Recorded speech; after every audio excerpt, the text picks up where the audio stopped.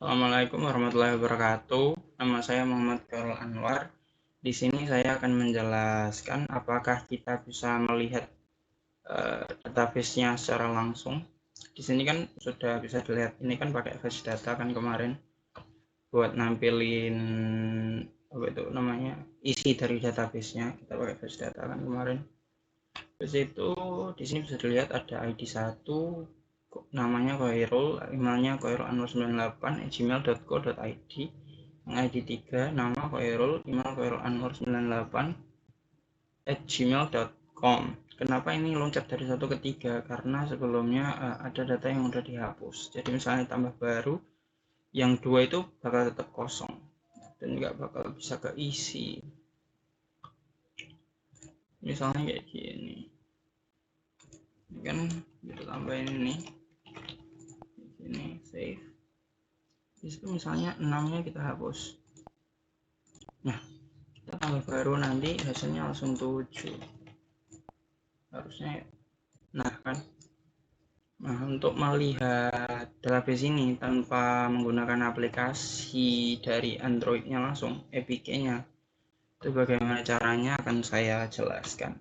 Pertama, ini kita minimize dulu. Habis itu kita ke tools. Dari tools kita pilih device manager. Berhubung kita menggunakan emulator, kita pakai yang virtual. Semisal kita gunain HP Android kita pakai yang physical, habis itu select device-nya. Di virtual ini jangan di run, tapi di yang ini open device file explorer for this device. Nah, di sini kita cari yang ini, kita minimize gak apa-apa. Kita cari data. Terus dari data kita masuk ke data lagi. Dari data ini kita cari package-nya kita. Di sini kan package-nya kan com.example.orm kan. ORM kan. Nah, kita cari lah. Ini kan com Android. Kita cari yang com.orm. Sebelum Google ya. com.example.orm. Nah, di ini kita double klik kan. Habis itu muncul nih ada catch, kode catch sama database. Nah, kita pilih yang database. Dari database ini akan terlihat 3 buah file. Ini kita save sampai akhir, habis itu kita ekspor. Cara ekspornya yaitu dengan save as. Semisal kita nggak mau mengekspor, kita bisa copy path-nya ini, habis itu nanti open database-nya dari sana. Tapi berhubung kita mencoba mempraktikkan yang memakai ekspor, jadinya ya kita ekspor saja. Dari sini misalnya kita taruh di dokumen. Di dokumen kita bikin folder baru, kasih nama data. Mungkin. Habis itu kita masukin ke data. Dari data ini masuk ke file explorer. Nah, ini kan ada nih data. Nah, untuk melihat database-nya kita menggunakan yang paling atas ini. Lalu untuk melihat database-nya sendiri menggunakan tool apa sih? Untuk yang saya pakai ini namanya SQLite Browser. SQLite Database Browser.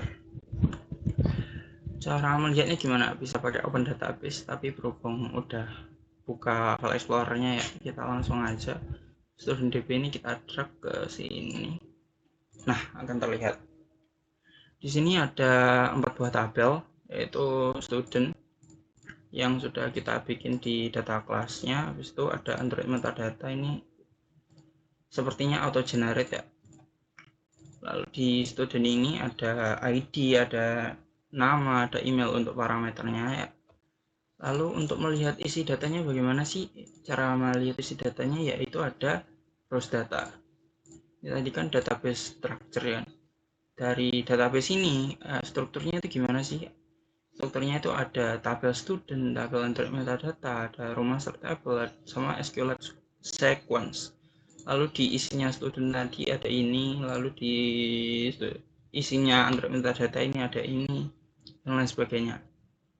Lalu untuk melihat yang ini tadi, ini kan ada nih Khairul, ASD dan sebagainya, ini melihatnya di browse data. Sama kan? ID 1 namanya Khairul, emailnya ini. ID 3 namanya Khairul, emailnya ini.